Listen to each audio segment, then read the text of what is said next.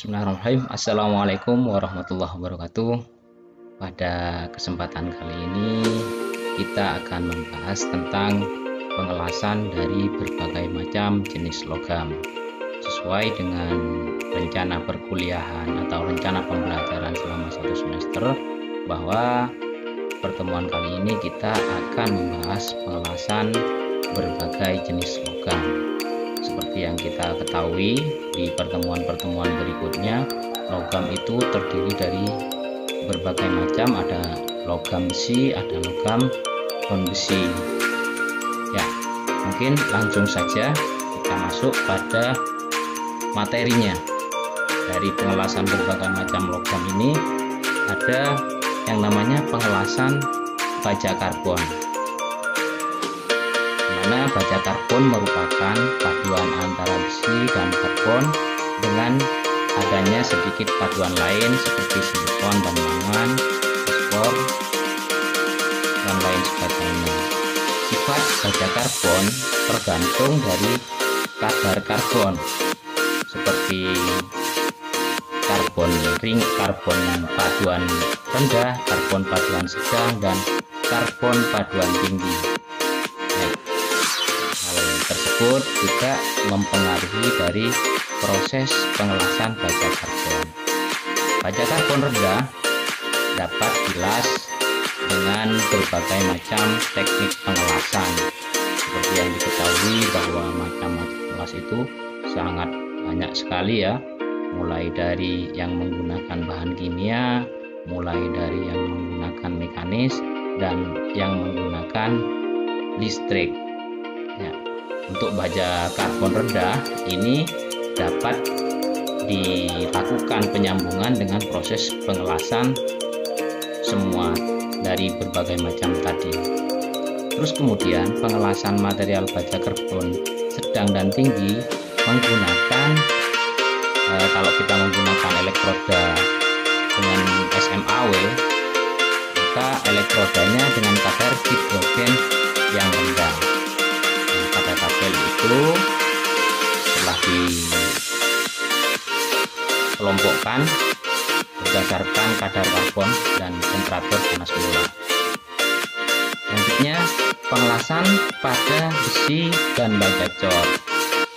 Nah, pengelasan baja paling sering digunakan dengan menggunakan teknik pengelasan yang paling banyak di lapangan, yaitu SMAW, set metal welding, atau bisa digunakan las tongkat juga.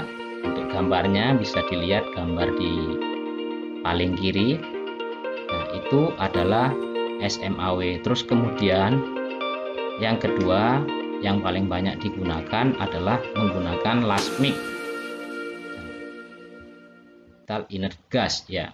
Gasnya ini juga bermacam-macam. Ya, bisa menggunakan helium, bisa menggunakan argon, dan lain sebagainya. Terus yang berikutnya ada pengelasan TIG atau tungsten inert gas. Pasti punya centang biru. Lah, kalau kamu udah nggak centang biru, dari besi dan baja cor itu sebenarnya juga dikelompokkan dari dimana besi dan baja itu pengelompokannya berdasarkan kadar karbon. Kalau di bawah 2% itu adalah masuk dalam kategori baja. Kalau kadar karbonnya di atas 2% itu masuk kategori besi. Ya, salah satu jenis besi tuang yang tidak dapat dilas adalah besi tuang putih atau white cast iron yang kaya akan karbit. Besi tuang ini sama sekali tidak memiliki mampu las, sehingga sangat kecil kemungkinan tingkat keberhasilannya untuk dilas karena kecenderungannya untuk retak sangat besar. Terus kemudian untuk jenis besi tuang lain seperti mineral dan grey cast iron dapat dilas pada baja dengan menggunakan bahan pengisi atau filler yang berbasis nikel. Namun itu belum cukup jika sambungan lasnya disyaratkan harus memiliki sifat yang daktil atau kuat secara mekanis.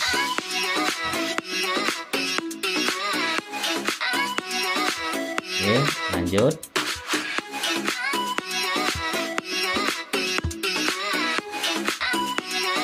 Selanjutnya masuk pada pengelasan baja paduan rendah. Yang dimaksud dengan baja paduan rendah ini sama seperti yang tadi, merupakan baja yang terdiri dari Fe dan karbon, terus ditambah lagi unsur paduan-paduan yang lain yang hanya paduannya sedikit sehingga masuk kategori rendah. Paduan-paduan yang lain itu bisa silikon, magnesium, dan lain sebagainya.